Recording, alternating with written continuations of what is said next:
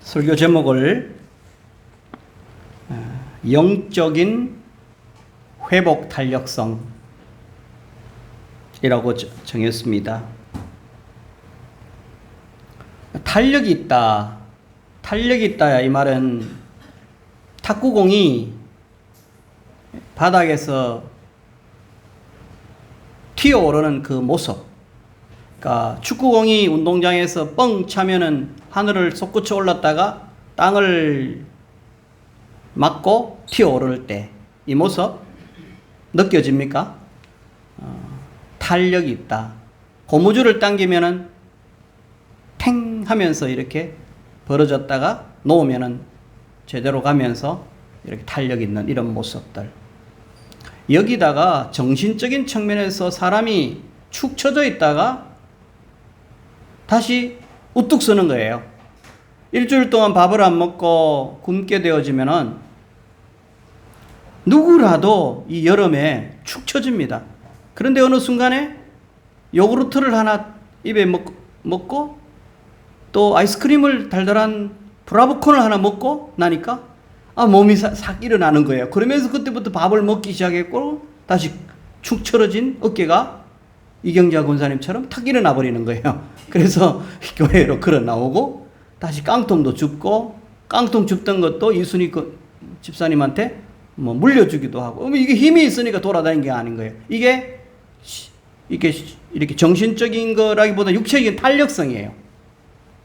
빨리 지쳐있는 사람이 일어나는 거예요.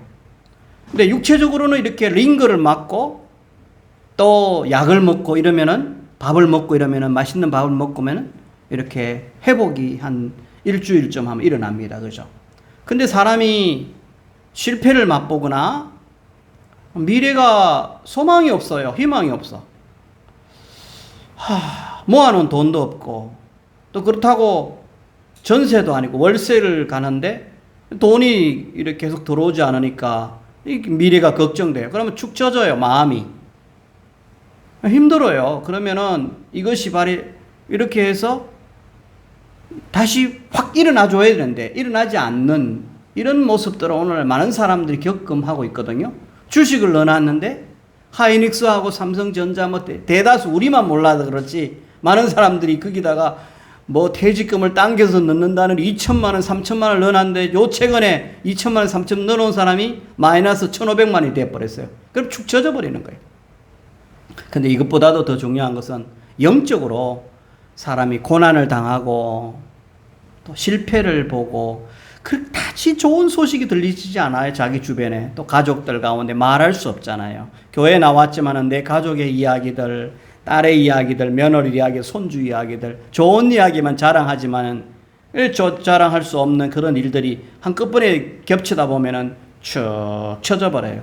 여기에서 다시 한 번 더 고난 속에서도 힘든 상황 속에서도 기쁨을 평강을 빨리 회복할 수 있는 이런 모습, 이게 바로 영적인 회복 탄력성이라는 거죠. 여러분, 이게 바로 우리의 이야기를 했는 것 같지만은 사도 바울이 오늘 이 글을 읽어보면, 이 성경 말씀을 읽어보면, 특별히 빌립보서를 읽어보면 그가 처한 상황이 이 호텔이 아니에요. 그가 처한 상황이 전쟁 없는 우리나라 같은 그런 상황이 아니고 감옥이에요. 예수 그리스도의 복음을 전하다가 억울한 일로 감옥에 들어가서 이 감옥의 차가운 땅바닥에서 글을 쓰면서 하는데 그 내면을 보니까 입에서 원망이 나오거나 불평이 나오지 않고 그런 상황 속에서도 기뻐하라고 자기도 기뻐하면서도 또 남을 향하여서 빌립보 교회를 향하여서도 너희들 기뻐하라. 그리고 즐거워하라. 이게 오늘 읽었던 18절 말씀, 이와 같이 너희도 기뻐하고 나와 함께 기뻐하자.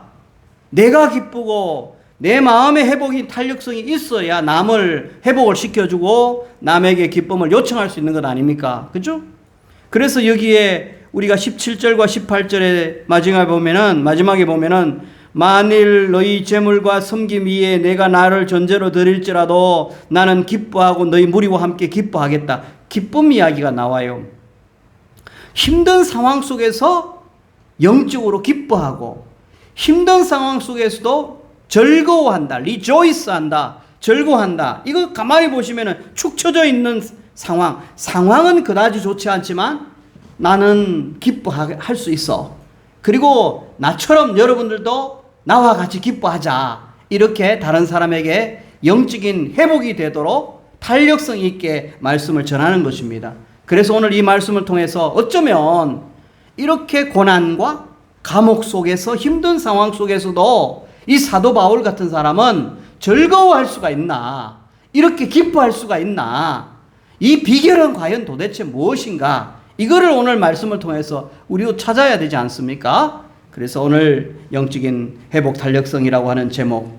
자, 이렇다면은 이 여름철에 우리가 육체적으로 또 정신적으로 여러분 모두가 다 건강을 누리기를 바라고 평강을 회복할 수 있는 저와 여러분 되시기를 바랍니다. 우리 하나님께서 여러분 한 사람 한 사람 더위로 몸이 상하지 않도록 또 영적으로도 마음적으로 심리적으로도 이 하나님의 영적인 구름 기둥으로 덮어주시고 심신을 시원케 하여서 오늘 이 말씀을 통하여서 회복 탄력성이 여러분들의 것이 되기를 주의 이름으로 축원합니다. 그래서 오늘 서로는 어떻게 하면 고난 중에서도 기쁨을 유지할 수 있을까? 빨리 회복할 수 있을까? 이것을 그 비결을 사도 바울을 통해서 배우자는 것입니다. 아마도 설교를 길게 하면 영적 회복 탄력성이 아니라 영적으로 더 지칠 것 같아요. 그래서 오늘도 이 말씀 한 구절 한 구절을 생각하면서 우리가 생각해 볼 수 있어야 되는데 지난 주간에 자 공동체야 빌립보 교회 성도들아 정말 이 시대에 옛날이나 지금이나 참 잘 되지 않는 게 하나 되는 게 잘 되지 않아요. 그죠? 하나 되는 거 하나 되십시오. 하나 되기 위해서는 그 마음 속에 표준이 있어야 되는데 예수님을 표준으로 삼아야 됩니다.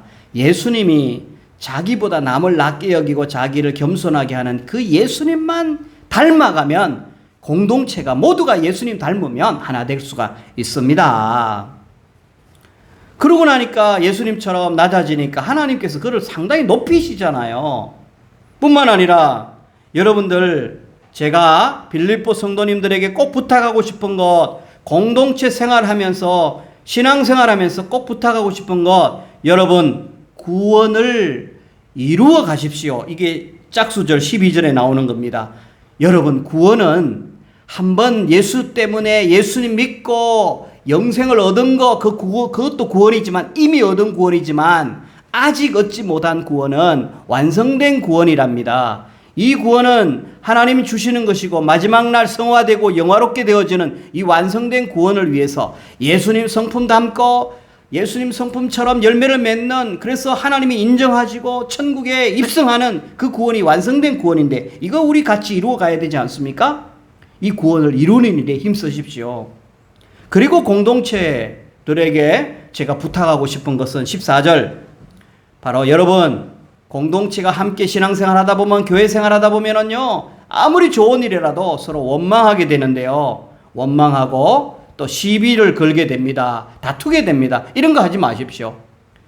하나님 교회는 하나 되어야 되고 또 하나님을 향하여 불평하고 불만하고 또 다른 사람들을 향하여서 허점을 이야기 자꾸 하게 되어지면 또 원망하게 되어지고 좋은 일을 하다가도 내 혼자만 이런 일을 하나 그러면서 원망하고 시비를 걸게 되는데 사람에게 그렇게 분열을 일으킬 수 있는 이런 요소를 제하십시오. 이렇게 살아야 되는 그 이유는 바로 그 이유는 바로 15절 오늘 우리 본문입니다. 이제 본문인데요. 그 이유는 왜냐하면 이런 이야기입니다. 9절 9절을 설명하면서 나아가겠습니다. 여러분 이는 여러분들이 구원을 계속 이루어야 되고 끝까지 구원을 완성된 구원을 이루어야 되고 모든 일을 할 때 원망과 시비가 없이 해야 되는 그 이유는 15절 때문에 그렇습니다. 여러분은 15절을 뭉뚱그려서 저는 이렇게 표현하고 싶습니다. 여러분은 하나님께서 목적 있게 창조한 분이기 때문에 그렇습니다.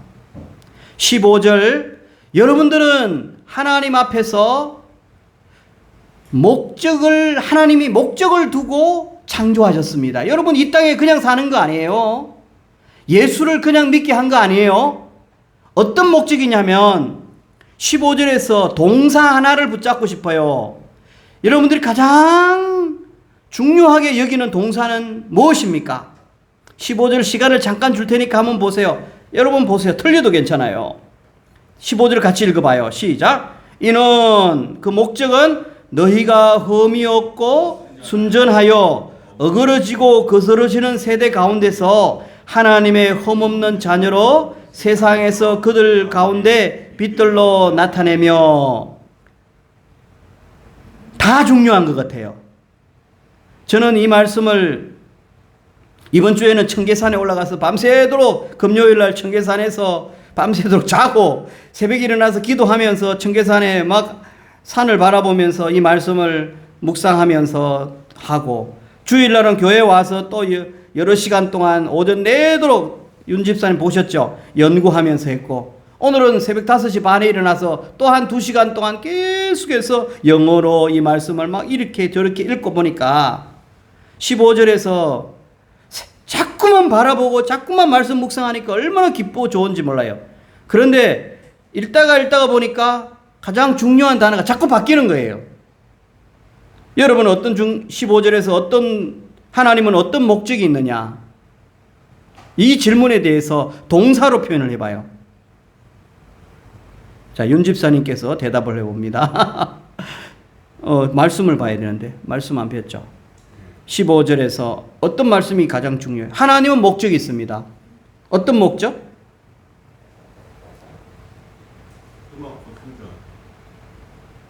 좋아요. 그런 거 다 돼요. 근데 동사라 그랬는데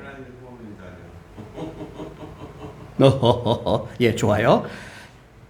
15절에서 그죠? 이렇게 봅시다. 하나님은 이 땅에 하나님의 백성들에 대하여 각자 목적이 있다. 그 목적을 한마디로 하면은 여러분들은 빛들처럼 그러니까 빛들이라고 표현이 되어 있어요. 여기서 빛들을 영어로 보면 스타라고 하는 단어에다가 s를 붙여서 여러분 하늘에 떠 있는 빛들, 저것들은 별 생각해봐요. 별을 스타라고 하잖아요. 별 자체가 빛을 드러내는 건 아니에요. 반사하는 거예요. 맞죠? 달도 달 자체를 보면은 달 자체 속에서 태양처럼 거기에서 불빛이 나오는 게 아니에요. 태양의 빛을 받아서 반사하는 거예요. 그죠? 어쨌든 별들은, 모든 광명체들은 빛을 반사하는 거예요.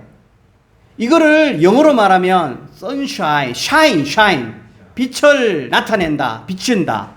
그게 바로 15절에 그들 가운데 빛들로 나타내며, 그러니까 우리는 우주 안에서 이 세상 속에서 하나님께서는 빛들처럼 빛으로 반사되어지는 사람, 밝혀내는 사람, 빛으로 살아가는 사람이 목적이에요.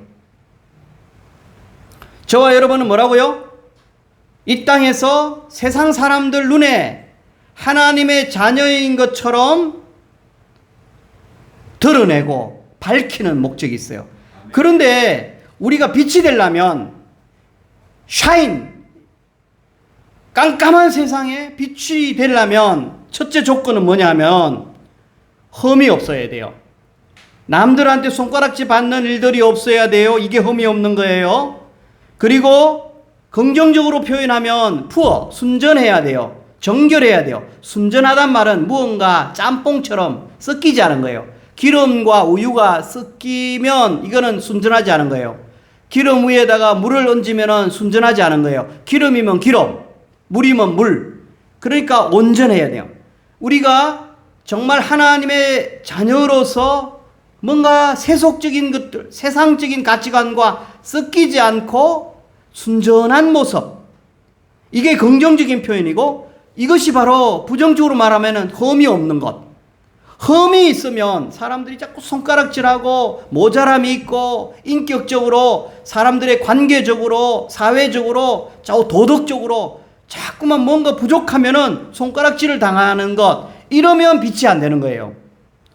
그리고 이 세상은 어떤 특징이 있느냐 하면은 15절에 보면은 이 세상을 두 가지 특징으로 표현해놨는데 이 세상은 어그러진 세상이다. 굽었다는 거예요. 하나님과의 관계에서 뒤틀렸다는 거예요. 이게 어그러진 거.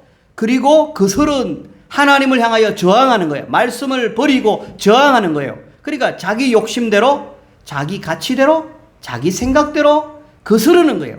이 세상의 사람들을, 예수 안 믿는 사람들의 특징은 가만히 보면 전부 다 하나님을 등지고 쾌락하고 하나님을 등지고 자기의 가치관으로 살아갑니다. 이런 세대 가운데 우리는 험없는 자녀가 되는 것, 그들과 섞이지 않는 거예요. 그들과 친구는 되지만 그들의 가치관에 흠뻑 접어들지 않는 거예요. 세상 사람들 따라가지 않는 거예요. 우리는 말씀 붙들고 말씀의 순결함을 붙들고 말씀의 기준 따라 살아갈 때에 섞이지 않게 되는 거죠. 이렇게 되어질 때에 우리는 세상에서 드디어 뭐가 되느냐? 빛이 될 수가 있는 거예요. 그러니까 우리 속에는, 우리는 배터리는 에너지를 뿜어내서 자동차를 굴러가게 합니다. 우리는 전구담화예요. 우리 속에는, 내면 속에 건전지 같은 게 있어야 되는데 순전함이 있어야 돼요. 우리 속에는 흠이 없어야 돼요. 우리 속에는 정말 세상 사람들과 섞이지 않는 하나님께서 주시는 그 에너지로, 하나님 말씀으로 우리 속에, 내면 속에 진실성과 성실성과 진정성을 가지고 있을 때에 우리가 이 세상을 걸어다니고 이 세상에 말을 하고 이 세상에 관계를 맺어도 세상에 거짓된 사람들과 같이 놀아나지 아니하고 또 정직하게 성실하게 그렇게 살아갈 때에 우리는 걸어다니는 형광등, 걸어다니는 등대, 걸어다닌 아주 빛이 되는 것이죠. 그래서 이 말씀은 사도 바울이 먼저입니까? 예수님이 먼저입니까? 예수님이 먼저잖아요. 예수님께서 산상수훈 5장에 보니까 너희는 세상이 뭐라고요? 세상의 빛이다. 너희는 세상의 소금이다. 그 중에서 사도 바울이 반영을 한 겁니다. 예수님의 말씀을 묵상하면서 그래, 내 이 표현은 예수님께서 하신 표현을 좀 더 설명을 다양하게 해놓은 것입니다. 따라서 본질은 동일한 겁니다. 예수님께서 너희는 세상에서 빛을 비추어라. 산 위에서 등대처럼 빛을 비추어라. 이 말씀을 사도 바울은 이렇게 해석한 겁니다. 하나님은 목적이 있습니다. 여러분들은 예수님처럼, 여러분들은 이 세상의 빛처럼 이 세상에서 다른 세상의 어두운 세상, 어그러진 세상을 밝게 비추어야 하는 기준이 되어지고 광명체가 되어지는 그런 존재로 살아가는 이 목적이 있습니다. 이 목적에 대해서 분명하게 알 때에, 확신할 때에, 그리고 실천할 때에 여러분 내면 속에 기쁨이 되어지고 사도 바울에게도 기쁨이 오고 우리가 그렇게 살면 우리도 기쁨이 되어지고 그리고 주님도 기뻐하게 되는 거예요. 그러니까 내 내면 속에 월급이 올라서 기뻐하고 또 골이 넣었다고 기뻐하고 이거는 잠깐이에요. 그죠? 트로피 받았다고 기뻐하고 잠깐이에요. 근데 하나님 말씀대로 내가 주님 닮고 이 세상에서 어그러지지 않고 항상 주님과 교제하면서 말씀 중심으로 그렇게 살아가면 주님이 우리 내면 속에 기쁨을 솔솔 옹달샘의 물처럼 펑펑 솟아나게 해요. 그리고는 나도 기쁘고 나를 키워주었던 주변에 나의 어떤 멘토가 기쁘고 그러다 보니까 내 삶 속에 영적으로 소통이 일어나기 때문에 주님이 기뻐하시니까 내 내면 속에 끊임없는 기쁨이 일어나는 거예요. 그러니까 회복의 탄력성이 있는, 영적으로 회복 탄력성이 있는 거예요. 할렐루야. 여러분 15절을 이루시는 저와 여러분 되시기를 주의 이름으로 축원합니다.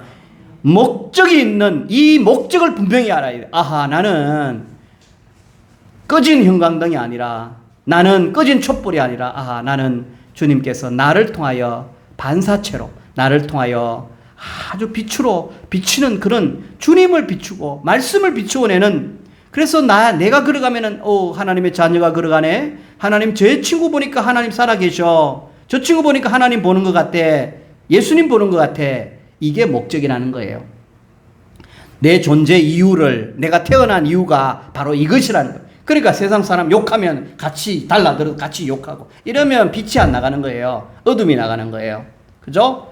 또 주일날 예배 드리고 또 말씀 묵상하면서 이 말씀을 가지고 한 주 동안 살아가고 기도하면서 활짝활짝 웃으면서 손해도 보고 그리고 선을 베풀고 이렇게 살아가야 빛이 된다는 거예요. 이렇게 살아야지 바로 우리 하나님께서 원하시는 목적대로, 그리고 하나님도 기쁘고 저도 기쁜 거예요. 이런 성도가 되기를 주의 이름으로 축원합니다. 그리고 16절을 보시면 16절 말씀 다시 읽어보겠습니다. 시작. 생명의 말씀을 밝혀 나의 다름질이 헛되지 아니하고 수고도 헛되지 아니하므로 그리스도의 날에 내가 자랑할 것이 있게 하려 함이라. 자, 여러분들이 이 말씀을 이해하려면 14절과 함께 이해를 같이 합시다. 여러분, 세상 살면서 성도로서 원망하지 마세요. 세상 사람들과 똑같이 싸우지 마세요. 그렇게 싸우면 빛이 안 됩니다.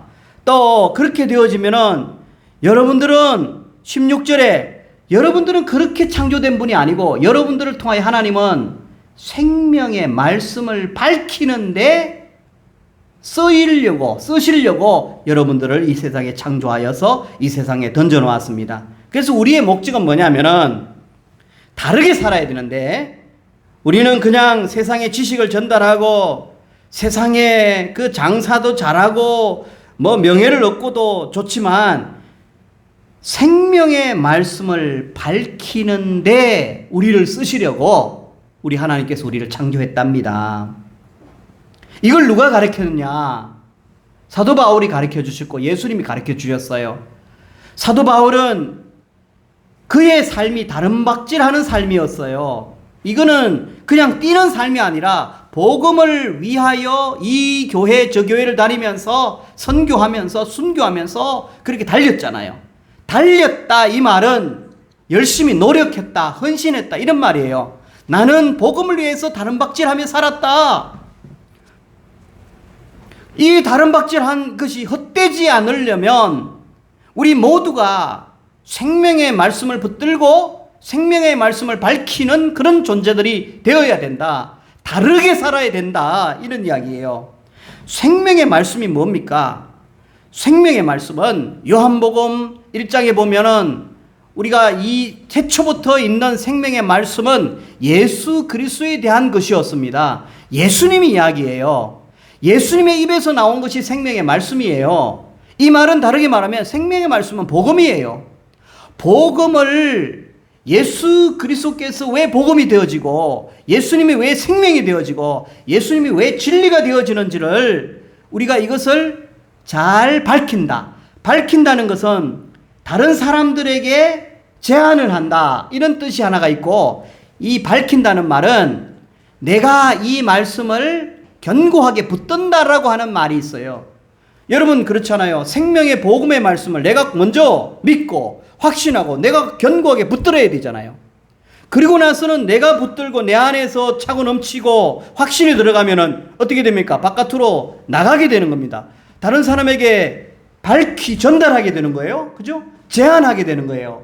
가르치는 거예요. 그래서 생명의 말씀을 밝힌다 이 말은 내가 먼저 내 가슴 속에 견고하게 새기고 그리고 확신하고 그 이후에 이 말씀을 다른 곳에 다른 사람들에게 제안을 하고 제시를 하고 설명을 하여서 그렇게 그들이 복음을 듣고 예수를 믿고 영생을 얻게 하는 것, 그 일을 위해서 하나님은 저와 여러분을 존재하게 했다는 겁니다. 그러니까 세상 사람들 장사 잘하고 집 짓고 명예 얻고 관직 얻고 하는 것이 목적이지만 우리를 향한 목적, 우리는 뭡니까? 말씀과 결부되었다는 거예요. 복음과 결부된 인생인 줄 믿습니다, 여러분. 그래서 우리가 생명의 말씀을 밝힌다. 이걸 깨달으라는 거예요. 너 왜 사니? 김치 하려고요. 그래서 잘해서 장사하고. 너 왜 하니? 너 왜 사니? 나 그 길거리에 있는 책 줍고 깡통 줍고 이거 너무너무 소중해요. 근데 그게 본질이니? 그거는 수단이에요. 그죠? 그런 것들을 통해서 우리가 돈을 하고 하루 일용할 양식을 얻고 그렇게 하다가 그 깡통이 있는 집 주인을 만나서 복음을 살짝 기회가 나면은 예수 믿어야 됩니다. 우리 예수님 이런 분입니다. 이렇게 복음을 전할 수 있다면 그것이 바로 하나님께서 우리를 이 땅에 보내신 더 궁극적인 목적이라는 거예요. 그냥 우리가 뭐 어느 회사 다니고 보험을 하고 또 이렇게 이런저런 뭐 노가다를 하고 집을 짓고 다 그것은 수단이에요. 수단이요. 그 우리에게 그 일도 너무너무 중요하지만 그 배후에는 정말 우리가 놓쳐서는 안 될 것은 너는 이 땅에서 빛으로서 드러나야 되고 너는 너 스스로 안에는 진리가 없어. 네 속에는 생명이 없어. 네 속에는 빛이 없어. 그 빛이 되고 생명이 되고 능력이 되는 것은 하나님의 말씀이야. 그 말씀을 깨닫고 그 말씀을 선포하고 그 말씀을 설명하고 그 말씀을 나누고 그 말씀대로 살아갈 때 너는 빛이 될 수가 있는 거야. 이것을 위해서 너는 창조가 되었단다. 할렐루야. 이 일을 위해서 이제 그 다음 이야기가 있습니다. 빌립보 교회 성도들이 예수를 믿었습니다. 믿음이 있습니다. 믿고 사도 바울로부터 말씀을 잘 전달받고 설명을 잘 전달받았는데 어느 날 사도 바울이 지도자가 감옥 속에 들어갑니다. 감옥 속에 들어가 있는 지도자를 외면할 수가 없잖아요. 감옥 속에 들어갔는데 영치금이라도 조금씩 보내줘야 되잖아요. 그런 일을 빌립보 교회가 했다는 겁니다. 빌립보 교회는 믿음 생활을 하면서 봉사를 했습니다. 복음을 전하는 주의 종들을 위해서 희생을 했습니다. 헌신을 했습니다. 이것을 사도 바울은 구약에 가만히 보니까 제사를 드릴 때 하나님께 제사를 드릴 때 순전한 고기를 드리고 제물을 드리는 그 모습이나 빌립보 성도님들이 복음을 위해서 희생하고 노력하고 봉사하고 헌신하는 그 모습을 빗대어 보니까 비슷하거든요. 그래서 여러분들의 수고, 믿음을 향한 여러분들의 헌신, 성경 공부를 하고 말씀을 외우고 또 묵상하고 기도하고 전도하는 여러분의 모든 일련의 행위가 구약의 성전에서 올려드리는 제물을 올려드리는 것과 똑같습니다. 그리고 내가 하는 것은 여러분들이 그렇게 헌신하는 그 모습은 제물이라면 나는 복음을 위해서 이곳 가서 복음을 전하고 저곳에서 복음을 전하고 고난을 당하고 나중에는 감옥 속에 들어가서 언젠가 내가 희생을 당하여 순교를 당할 때 나는 피를 흘릴 것입니다. 내가 흘리는 그 피는 제물 위에 옛날에는 제사를 드리고 나면은 그 제물 위에다가 포도주를 붓습니다. 포도주를 붓는 관례가 있어요. 이 포도주를 붓는 것, 제물 위에 포도주를 붓는 것을 전제로 드린다. 또 옛날 말로 관제로 드린다. 사도 바울의 희생, 여러분들의 봉사 플러스 더하기 사도 바울의 희생, 순교, 헌신이 바로 여러분들의 믿음의 제물, 사도 바울의 전제, 이 모든 것을 지금 이야기하고 있는 것입니다. 그래서 17절 한번 보십시다. 읽어봅시다. 시작. 만일 너희 믿음의 제물과 섬김 위에 내가 나를 전제로 드릴지라도 나는 기뻐하고 너희 무리와 함께 기뻐하겠다. 여러분, 여러분들이 생각할 때 내가 감옥에 들어가서 복음 때문에 고난을 당하고 복음 때문에 희생을 당하는 거 여러분들을 이걸 어떻게 평가하는지 모르겠지만 나는 여러분들의 믿음의 그 제물 위에 포도주를 붓는 것처럼 합쳐져서 다 영적인 예배가 아닙니까? 이거 가치 있다고 생각합니다. 여러분, 우리가 이렇게 생각을 바꿔야 합니다. 고난을 당할 때에 우리가 인생에서 고난을 당할 때 내 고난을 바로 희생의 제물이다. 포도주를 붓는 것과 같다. 주님에게 드리는 영적인 아름다운 향기로운 제물을 드리는 것과 같다라고 해석을 할 때에 기쁨이 될 수가 있다. 이 말입니다. 여러분, 이 말씀이 이해가 됩니까? 사도 바울은 오늘 인생 속에서 고난을 당하면 아이고 나는 팔자가 사나워. 나는 해도 안 돼.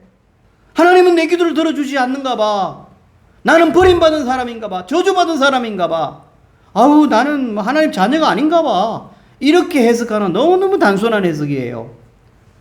그런데 내가 복음을 전하고, 복음을 전하다 보면 목사님들이 이렇게 부엉이 막 되는 목사님도 있고, 복음을 아무리 열심히 전하는데, 개척해서 되도 않고, 이런 사람도 있잖아요. 이런 사람들은 낙심하잖아요.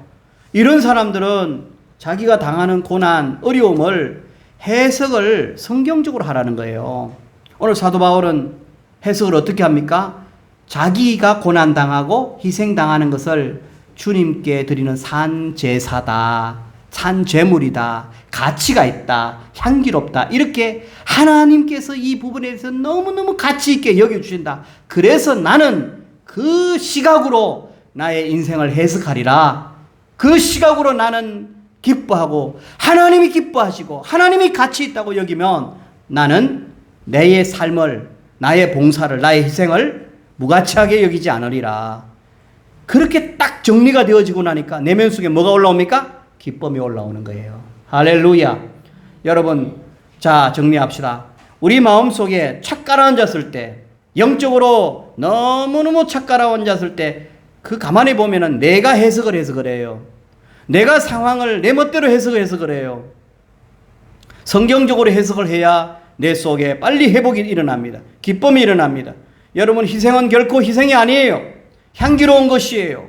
하나님 나라 가면 그 희생은, 하나님 나라 가면 어려울수록, 고난당할수록 예수님을 위해서, 죄 짓다가 고난당하는 것은 따로 제쳐놓더라도 주님을 위해서 희생하고 고난당하는 거 너무너무 하나님께서는 상이 클 줄 믿습니다. 큰 상을 주실 줄 믿습니다. 그 사건을 바라보면서 나 저 사람보다 이 땅에 살면서 평탄한 길 걷고, 이 땅에 살면서 편안한 길 걷고, 날마다 축제하고, 날마다 먹고 놀고 마시고 여행 다니고, 이것도 좋지만은 예수님 때문에 어려움 당하고 고난 당하고, 그래도 참고 견디면서, 왜 견딥니까? 저 미래에 하나님께서 내게 덮어 씌워줄 면류관을 생각하면서, 하나님 더 빛날 거야, 더 아름다울 거야, 하나님 더 칭찬해 줄 거야, 더 안아줄 거야, 이거 생각하면서 복음을 전하고, 비록 작은 교회라도 꽃은 꽃이잖아요. 작은 교회도 목사는 목사고, 작은 교회 권사님은 권사님이라도 큰 교회 권사님은 권사님입니까?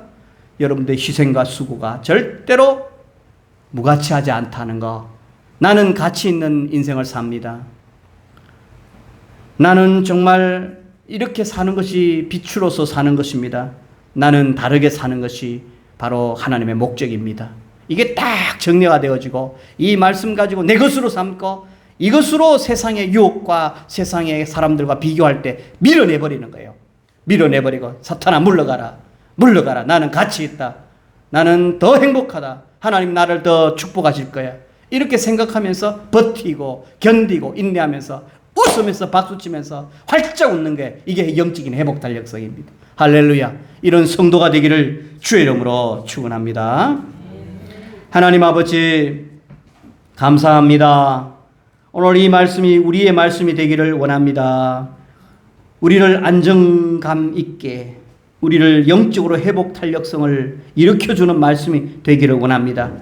하오나 때로는 우리는 비교합니다. 우리 욕망이 들끓기 때문에 우리도 큰 교회에서, 우리도 화려하게, 우리도 칭찬받으면서, 우리도 편안하게 축복받으면서 그렇게 많은 사람들이 걸어가는 넓은 길로 가고 싶어하는 우리 욕망과 욕심이 있습니다. 그러나 하나님, 오늘 이 말씀으로 우리의 인생을 다시 설계하게 하시고 내 삶을 새롭게 해석할 수 있도록 도와주시옵소서. 그래서 말씀으로 우리를 위로하며, 이 말씀이 우리에게 기쁨을 주며, 이 말씀 때문에 용기 있게 다시 한 번 더 주님 바라보며 걸어가는 우리 모든 성도가 되게 하여 주옵소서. 예수님의 이름으로 기도하옵나이다. 아멘.